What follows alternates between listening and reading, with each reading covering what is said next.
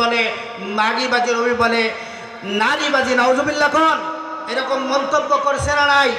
বিশ্ব নবী 11টা বিবাহ করেছিল, এর ভিতরে রহস্য আছে না নাই?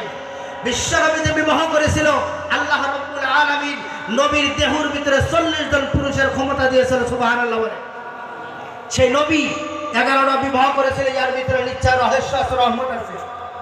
নবী বিবাহ করেছিল, তাতে তোর কি ওই শয়তান? বলেন তো, নবীর স্ত্রী আমাদের মা, মার প্রতি সন্তান কোনো উল্টা উল্টা কথা বলতে পারবে? বলতে পারবে? মনে রাখবেন যে মার প্রতি সন্তান উল্টা উল্টা কথা বলে, ভাববেন যে ওর জন্মের ভিতরে গন্ডগোল আছে। কথা বলেন ঠিক কিনা?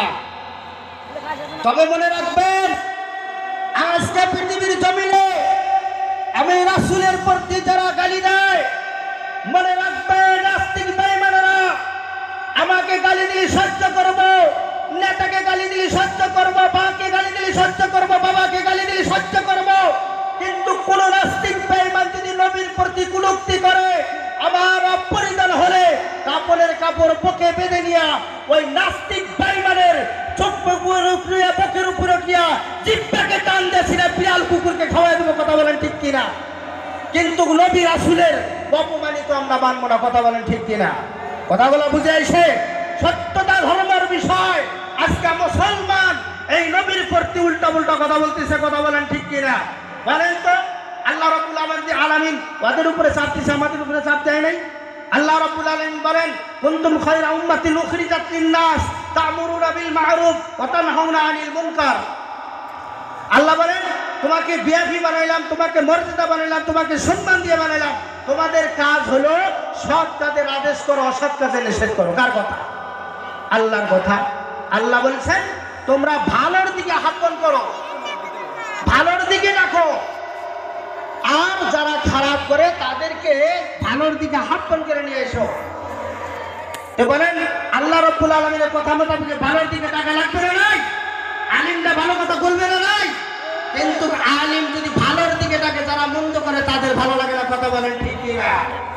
মনে রাখবেন, আজকাল পৃথিবীর জমিনের ভিতরে যারা রাসূলকে গালি দেয়, উল্টা উল্টা মন্তব্য করে, মনে রাখবেন আমরা কোন নাস্তিক বেঈমানের হুমকি ধমকি দেখে ভয় করি না। কথা বলেন ঠিক কিনা? আমরা নাস্তিকের কোন হুমকি ধমকি দেখে ভয় করি না।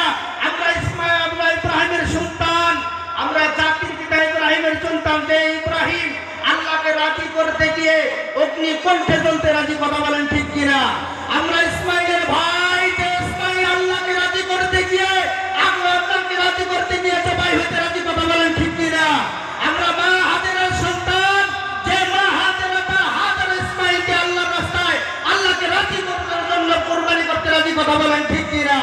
তবে মনে রাখবেন, আমরা রক্ত তাদের রক্ত অঙ্গের দেখে আমরা ভয় করি না। কথা বলেন ঠিক কিনা? আল্লাহর কোরআনের কথা বলতে গিয়ে যদি ফাঁসিতে ঝালা লাগে, আল্লাহর হক কথা বলতে গিয়ে যদি জেলে নির্যাতন করা লাগে, আল্লাহর কোরআনের হক কথা বলতে যদি বুকের পাটা পিড়ে দেওয়া লাগে, আমার বিশ্বাস কোনো রক্ত নিয়ে আল্লাহর কোরআনের কথা বলার জন্য, দ্বীনের কায়েম করার জন্য, কোরআনের কথার জন্য, একামতে দ্বীনের জন্য আমি ইসহাক মাসুদি এই জীবনকে ফিরিয়ে দিতে রাজি। কিন্তু কোন রাম বাম নাস্তিক বেঈমানের কাছে এই মাথা হেঁটে করবো না। কথা বলেন ঠিক কিনা? আমরা কোন রাজনীতি, কোন রাজনীতি বেঈমানের কথা মোতাবেক আমরা চলবো না। কথা বলেন ঠিক কিনা? কিন্তু আমার রাসূলের প্রতি তারা গালি দিবে, আল্লাহর প্রতি তারা গালি দিবে, আমরা জীবনে মেনে নেব না। কথা বলেন ঠিক কিনা? মানি না, মানবো না, মানতে পারি না।